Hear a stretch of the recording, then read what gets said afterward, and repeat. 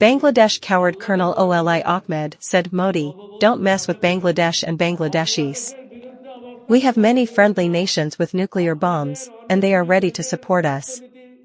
If you make an enemy of Bangladesh, they can be launched from here too." Tit for tat. He shouted while crowds of radicals clapped.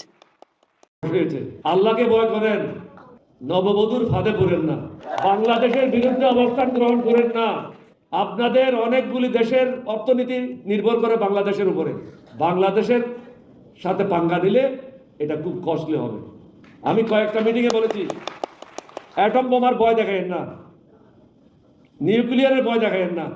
আমাদের অনেক বন্ধু রাষ্ট্র আছে যাদের কাছে nuclear bomb আছে এবং তারা দিতে রাজি আছে। সুতরাং আপনি ব্যবহার করবেন, আমরা এখানে কলা চষবো, এটা হবে না। এখান থেকে নিউক্লিয়ার বোম লঞ্চ করা হবে। টিট ফর ট্যাট, বন্ধুত্ব চান, বন্ধুত্ব।